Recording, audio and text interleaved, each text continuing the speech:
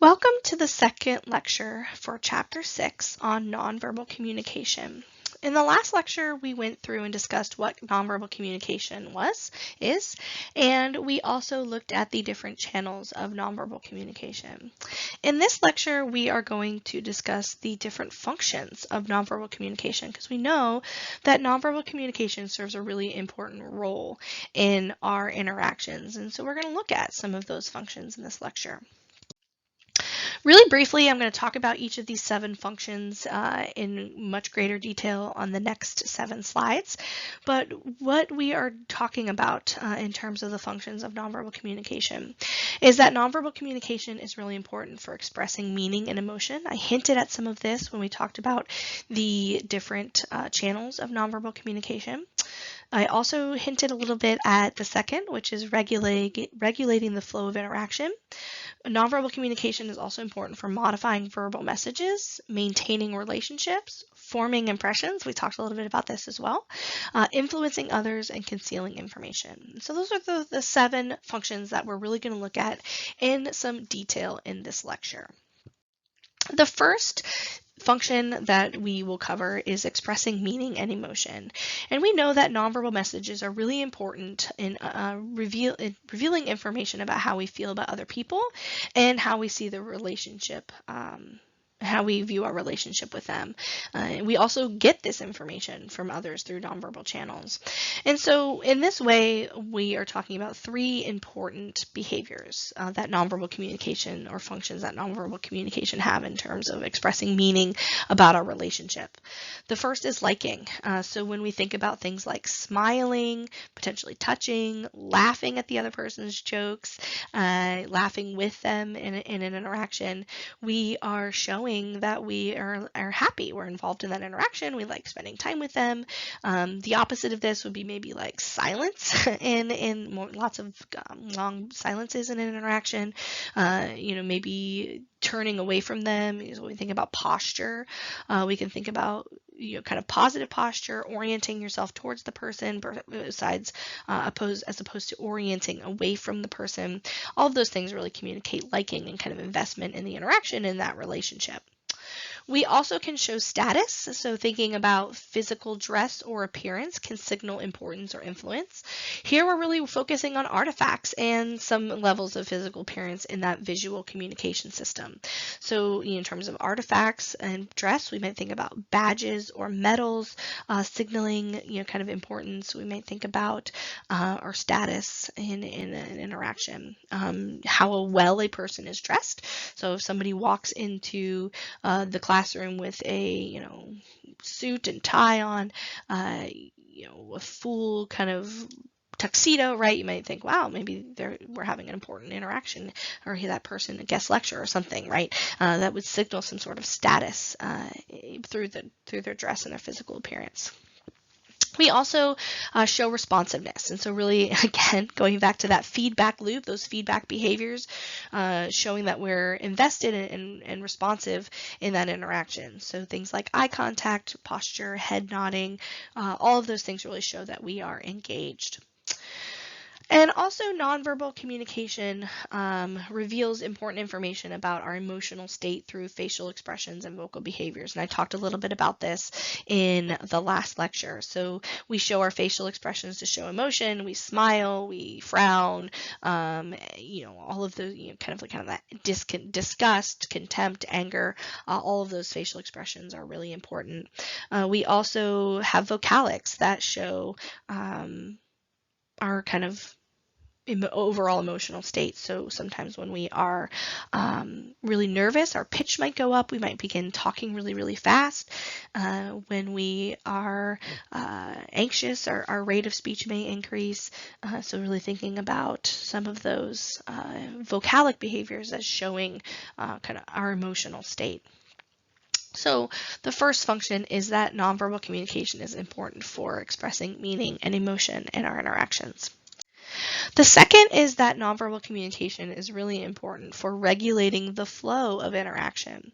So nonverbal communication is primarily responsible for the kind of smoothness of our interactions. So, when we think about turn taking, we think about avoiding kind of long pauses, the awkwardness of like who speaks when, right? Changing topics, all of those things really rely a lot on nonverbal behaviors. And so when we're managing the flow of conversation, we are really focusing on initiating the conversation. So things that may be really important in initiating the conversation would be things like personal space. So thinking about some of those proxemics. So thinking when we are initiating conversations, we'll walk up to a person, we'll close that gap. When we don't want to initiate conversation, what do? Right? We walk away from that person. We increase the space when we don't want to have a conversation. And so all of those things are really important for the initiation of the interaction. Physical appearance is really important. So we tend to, like I said, whether we like it or not, we tend to want to talk with people that we find more physically attractive, more physically appealing. So, taking that attractiveness away. But we want people who are well dressed, well groomed, presenting themselves in a very appropriate way for the context. We're going to want to talk to those people more, initiate conversations. And then finally, eye contact is really important for initiating conversations. So we are more likely to initiate conversations with people who make eye contact with us, and vice versa when we don't want to talk to somebody, right? So when we are in Starbucks on campus and we see our nemesis, our frenemy, and we don't want to talk to them, what do? We avoid eye contact, right? We put our earbuds in, we look at our phones, you avert, when I was with my group of friends, we kind of had this funny phrase, inside joke would say, avert your eyes when we don't want to talk to somebody. So eye behaviors are really important for initiating conversation. Nonverbal communication is also important for maintaining conversations. So we have turn-taking signals that indicate when a person is supposed to speak. And we use gestures in this way. So you might point to you might raise your hand. I've used those examples earlier in the previous lecture. We also use eye contact. So when we think about when we are done speaking, we look at the person in the eye and say, it's your turn to speak, right? Without actually saying that. Our pitch is important. So when we are done speaking, very subconsciously, our pitch increases slightly to indicate that we are done with our turn, and that indicates to the other person that it is their turn to speak. So lots of these nonverbal communication behaviors and channels important for maintaining the flow and the smoothness of the conversation. And finally, nonverbal communication is important for ending conversations. So when we think about things like posture and movement, research has shown that when we want to end a conversation, we may place our hands on our legs and stand up. We angle towards the exit. We break eye contact. Maybe we look to our watch or the clock in the room. There's a very important indicator in my face-to-face classes when students know that it's near the end of class time and they feel that I'm going to keep lecturing. You may do this too. They pack their things, right? So you hear the zipping of the book bags and the ruffling of the papers. And that especially if I'm excited in a lecture and lose track of time, that is the indicator of me that I need to shut up and get to the end of my point because it is time to go. And so also thinking about chronemics in that way. Your time is really important. Many of the time, often students have to get to another class, which is 15 minutes away, right? And so I can't take up too much time past the point of class. And students have a way of signaling that to an instructor. So nonverbal channels are important for maintaining the flow of interaction in those ways. Nonverbal communication is also important for modifying verbal messages. So nonverbals oftentimes work in conjunction with our verbal messages that we talked about earlier. So nonverbal messages can complement verbal messages. In this way, they elaborate on the verbal message. So if I'm not feeling well, I'm sick, I might have a flushed face, maybe I might have a pale face. I might have watery eyes. I might, be like kind of grabbing my side, kind of hunched up posture, right? All of these things may complement a message. When I go in, I tell my boss that I'm not going to be able to teach a class today, or I'm going to have to go home because I'm feeling very sick, right? And they could tell based on my nonverbal channels that I am actually sick. And so in this way, nonverbal messages complement our verbal ones. Nonverbal messages also accent verbal messaging. So when we think about if we're really angry, you might in relation to a message, we might pound our fists on the table. Some people like kind of pound their fists into their hand, right? Similarly, if we're really excited or happy, you might jump up and down and be like, "Yay!" And so in this way, our verbal messaging is accenting, or our nonverbal messages are accenting what we're saying verbally. We can also repeat verbal messaging. So when we think about instances when we wave to somebody and we're like, "Hey, how are you?" Right? And we are also waving. So smiling in that way too, signaling kind of happiness. I'm like, "I'm so happy," and I'm smiling. So thinking about this way of repeating our verbal messaging. But similarly, they can substitute verbal messages. So we can wave to people instead of saying hello, and we can give them the middle finger instead of saying something else, right? So we can substitute verbal messages with things like gestures. We can also contradict our verbal messages. And so when we think about those instances, I use an example in the first chapter when we talked about believing nonverbals over verbal messaging. But our nonverbals can also contradict our verbal messaging. So when we think about, especially at this time of year, maybe, a family member gives us kind of a dud gift or a bad gift, we need to say, "Oh, I love it. It's so great." But our facial expressions, our posture, maybe we're signaling eyes to another person. That sweater that our grandma knit us with a deer on it is something that we're never going to wear. It's going to go in a closet somewhere. It's not a great gift. It's not what we wanted. And so thinking about verbal messages or nonverbals kind of contradicting what we're saying verbally. And remember, in those cases, if the grandparent or the gift giver is acute to the nonverbal channels in that interaction, they would believe the nonverbals over the verbals. And so remembering that when we're communicating with others. Nonverbal communication is also important for maintaining our relationships, so it plays a central role. We talked a little bit about meta communication and the importance of nonverbal communication there, showing affection in that first lecture. And so here we're talking about attraction and affiliation, what we term immediacy behaviors, nonverbal behaviors that send a message of attraction or affiliation with another. So flirting, hugging, hand-holding, etc. Really important for maintaining our relationships. You think about romantic relationships that you've had. If you've never touched each other, that might signal a lack of affection, or you stop kind of touching each other.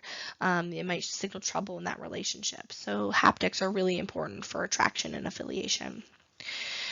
Power and distance, again, we talked a little bit about this before.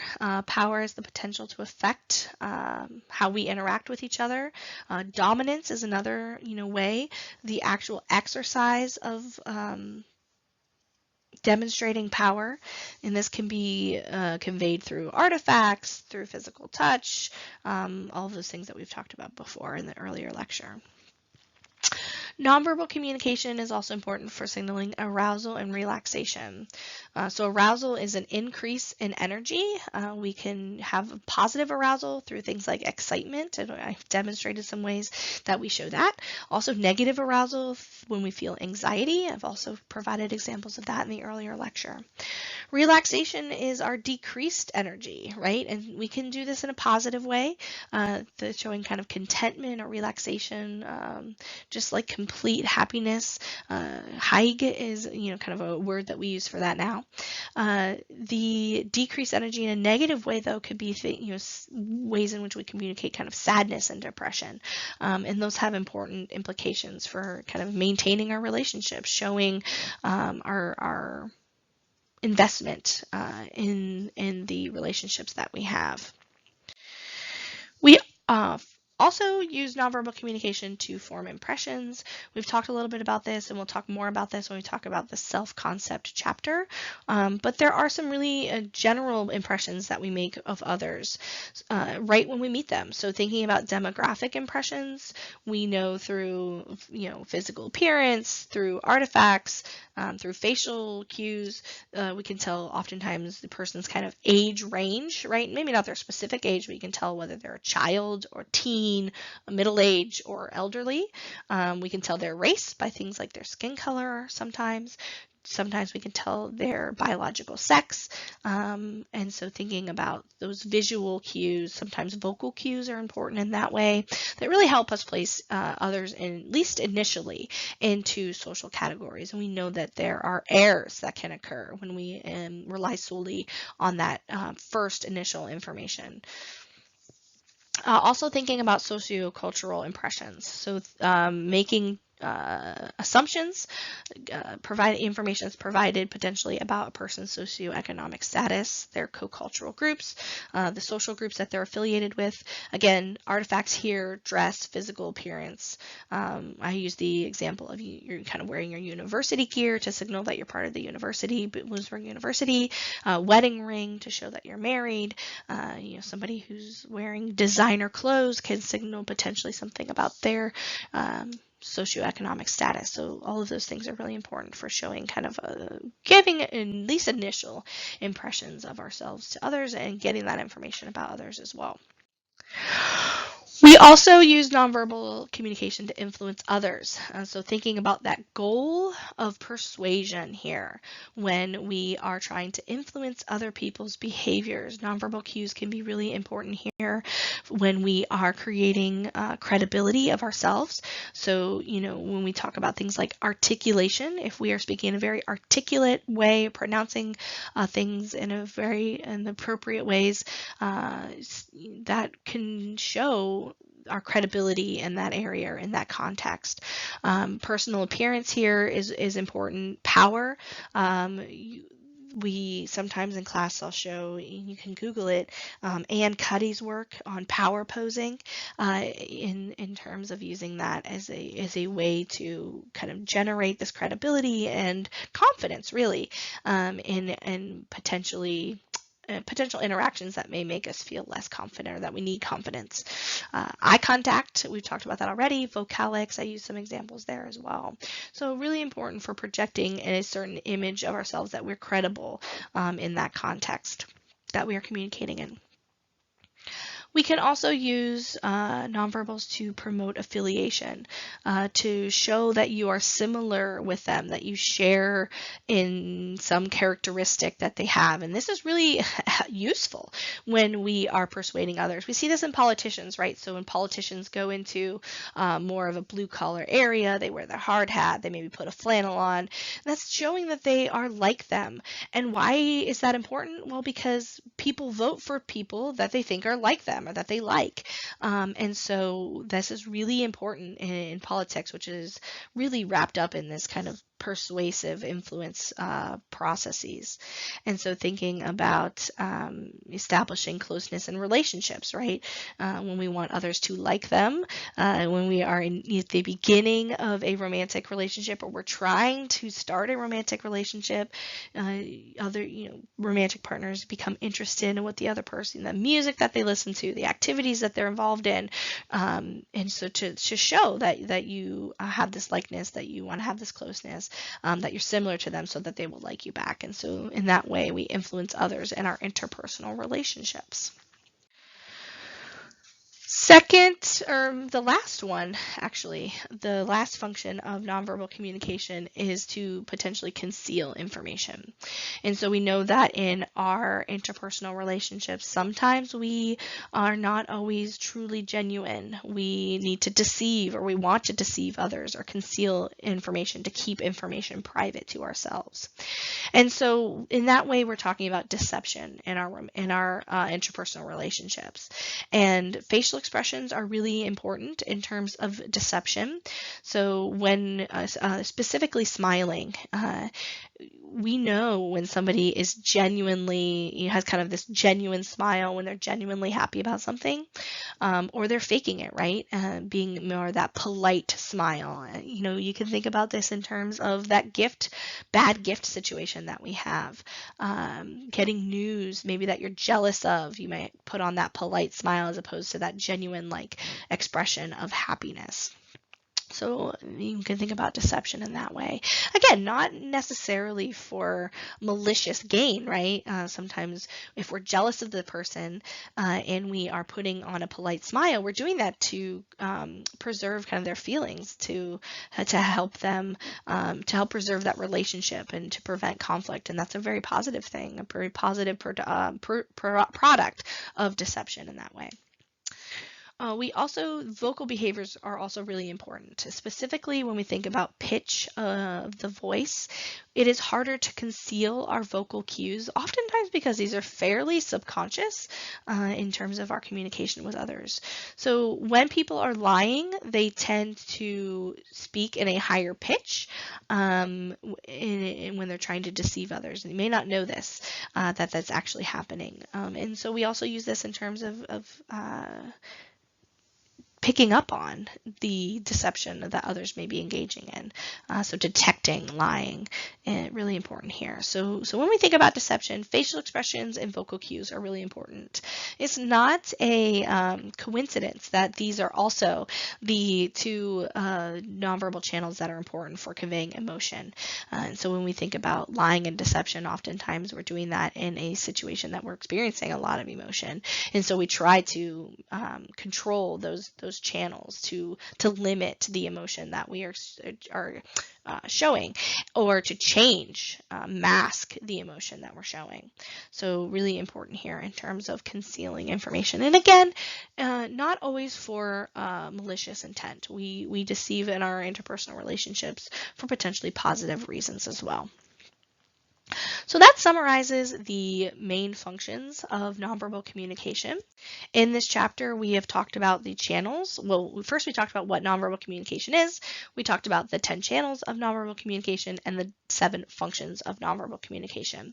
And so now it's time to really engage in an application of this information. And we're going to do that first through the individual assignment, the nonverbal observation activity, where I'm actually going to have you go out and into a public space, perhaps in a holiday party or something of that nature, and engage, kind of just observe 2 people engaging in interaction. So I don't want you to be involved in the interaction. I want you to be silently observing that interaction. Take a few notes on what's going on. I have very explicit instructions uploaded to the individual activities assignment folder that I need you to take a look at before completing this assignment. And so you're going to collect your kind of field notes, you're going to answer some questions, and then I want you, when that's done, to get into the class discussion forum for the nonverbal chapter and talk about with others. I have some specific prompts and responses that I want you to engage in based on this activity. So in order for chapter 6 assignments, you need to listen to both. Hopefully you've listened to both of these lectures, read the chapter in your textbook. Next step would be to go and complete your individual observation activity. And once you've done that, then you can go into the class discussion and complete that activity. When that's all done, you are ready to go on to chapter 2, where we'll look at the influence of culture and gender in our verbal and nonverbal communication.